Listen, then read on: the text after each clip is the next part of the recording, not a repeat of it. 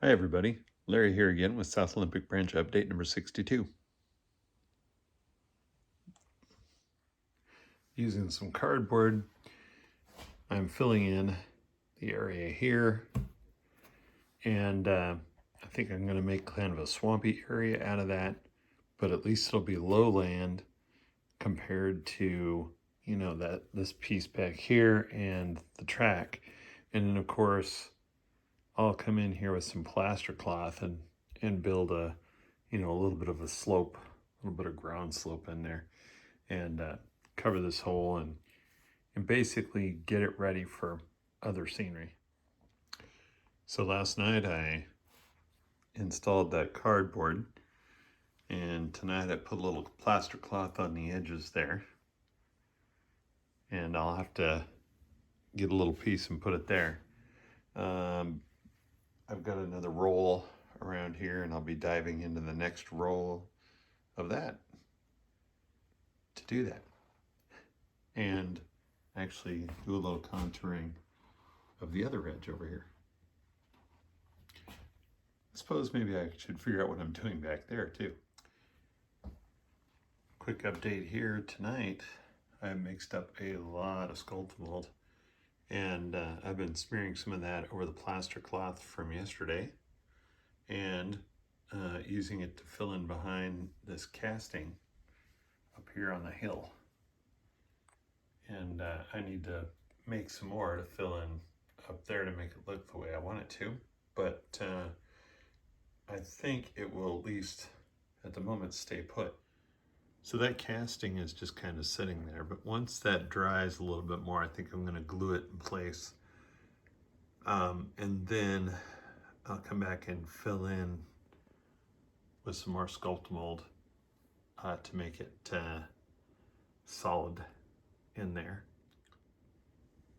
So I airbrushed the rocks here, and it got a little darker than I actually intended, so I'll probably come back with a lighter wash.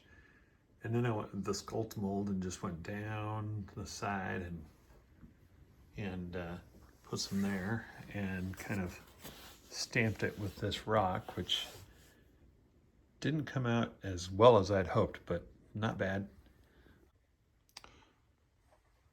More Sculpt mold work here, and I cut a little, like almost a little valley right there in that, just to give it a little more character. And then painted the rocks a little bit more. Also did some work on the other side. If you can see that.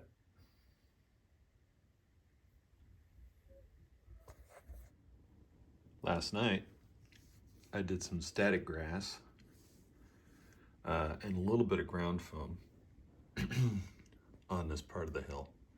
And I think I'm going to start blending the two together over here. That's my next step. I got to remove all the trees off this area before I can do that. Okay, so I removed the trees, and it's time to prepare some glue for that area, and also to make up some more mix of foam to go on that ground. I've got some, but not quite enough. So here's my coarse turf mix, and I'm going to go with some bigger clumped foliage as well. I had actually forgotten I had the underbrush here, and I'm going to throw some of that into the mix as well, because I want this part of the scenery to be dark or green. And I'm going to work clump foliage kind of off into this direction over here. The reason for that is that as you view it from the other direction, I want it to kind of give the impression of the tops of trees there. And that will help hide the fact that the river on the other side doesn't go on forever. Almost looks too deliberate or uniform right now. But I'm going to come back with my mix, and we'll get maybe the finer stuff first. And let's see what I get. Now I'm gonna have to like get in here, I think with some either even finer foam, and probably do more. And usually I like to brush the glue around, and I'm not gonna get the opportunity to do that because some of the stuff already got glued down inadvertently in here. Okay, I'm going with static grass closer to this side. More of what I did last night. So I've already put down some diluted matte medium, and I'm just gonna come back here and brush it around. Make it go more where I want it to go. And I don't really care if this stuff gets into the foam. It'll be okay. Because basically that stuff will need to be glued down as well. So recently I've been trying to paint the Bragdon molds that I did, and I'm finding that my acrylics don't stick to them. Somebody suggested oil, so I went to Joann's and I found this Gamblin black and titanium white. And at the suggestion of some other folks, I got some Gamblin odorless mineral spirits. And I've just been taking a little bit of this, squeezing it out of the tube there, knocking off onto the side of this thing. I'm thinking maybe I should get a serious palette. I think I'll do double my last batch because, and I'll show you why in a few minutes here. Because I took 50-50 the black and the white, or just about 50-50. Not a precise measurement here. And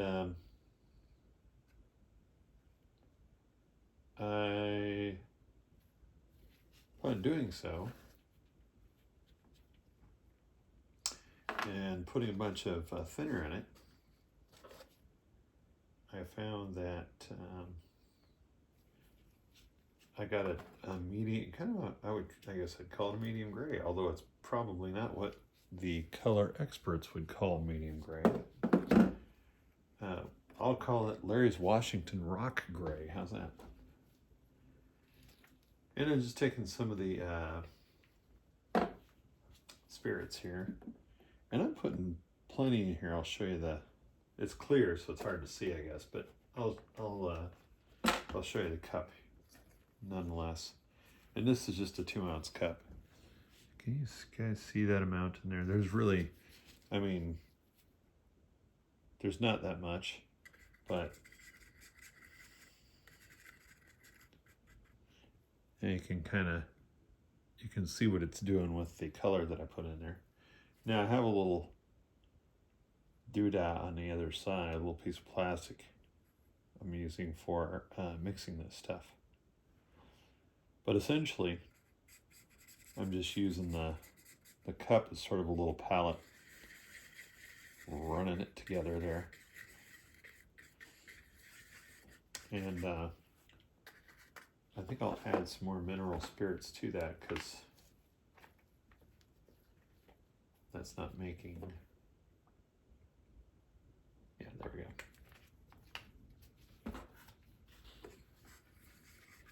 I want it to be runny gray.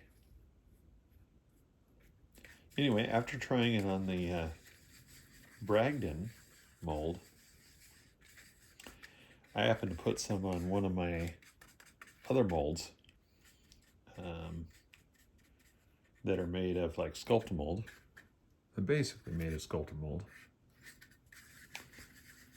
And I like the look of that too. So let me put this down for a second. Stop the camera and move it over.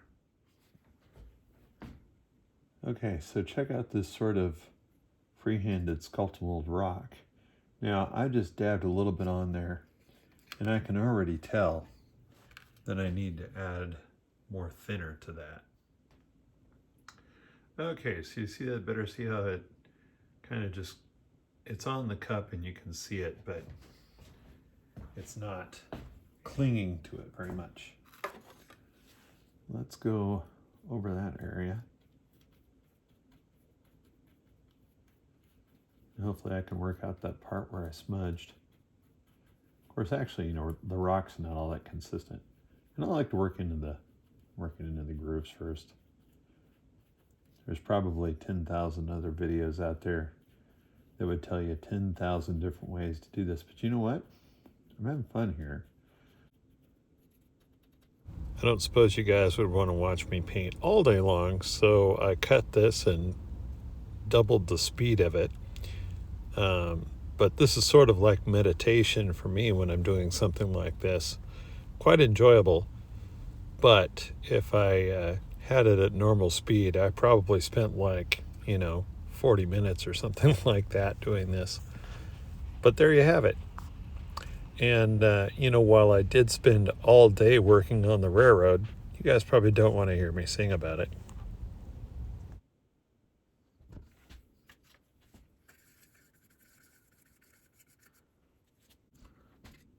So I skipped ahead a little bit, and at this point, I'm almost done. I like the effect. It looks a little, I don't know, bluer in the camera than it does in person. And I also it also looks a little darker in person as well.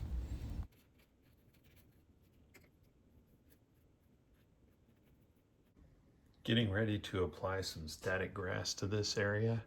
I think I'm going to see if I can make it go down the hill and onto the flat here, and then get some back there too. Okay, a little vacuuming, and I'll give that some time to dry, and then I'll come back and maybe do a second round in some areas. Like maybe I'll grass that lower area right there. I like the pattern that it's given me though.